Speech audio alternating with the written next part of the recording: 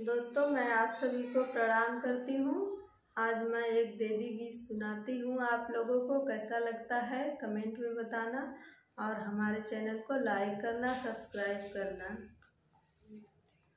झालरनी बिया लगवती हो अंगनवाय पनेना, जब माया जानती कि आई है दुर्गा मैया अंगनवाय पनेना।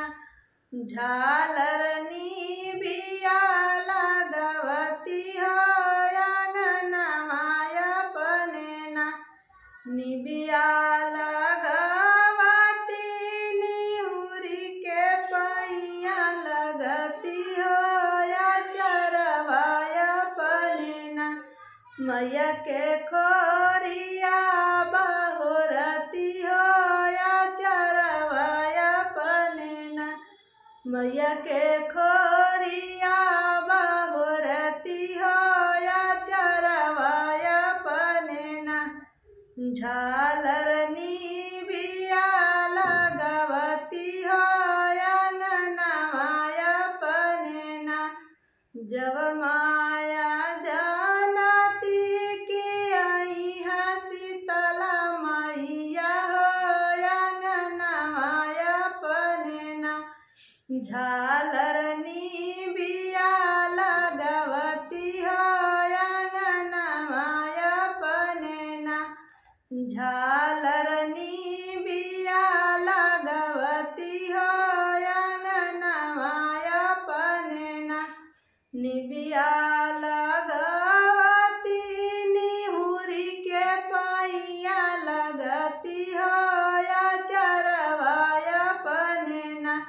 मैया का खोरिया बहोरती हो चरवाय पनेना, मैया का खोरिया बहोरती हो चरवाय पनेना। झालरनी बिया लगवती हो अंगनवाय पनेना, जब माया जानती कि आई है काली मैया हो अंगनवाय पनेना।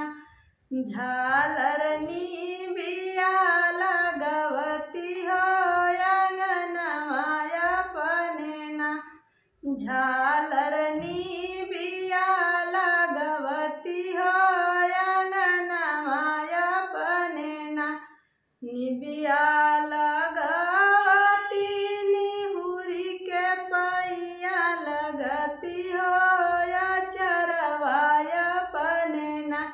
मैया के खोरिया बहोरती हो चरवाय पनेना, मैया का खोरिया बहोरती हो चरवाय पनेना। झालरनी बिया लगवती हो अंगनवाय पनेना, झालरनी बिया लगवती हो अंगनवाय पनेना, जब माया जानती कि आई है वैष्णव मैया हो अंगनवाय पनेना।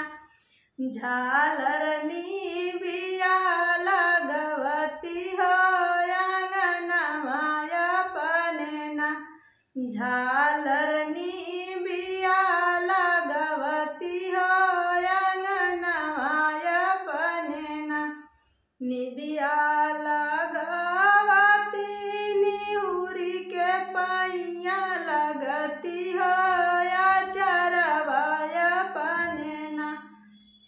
मैया का खोरिया बहोरती हो चरवाय पनेना, मैया का खोरिया बहोरती हो चरवाय पनेना।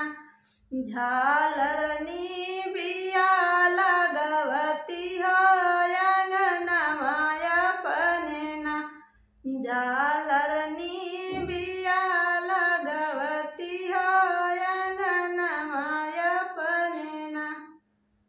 जय माता दी।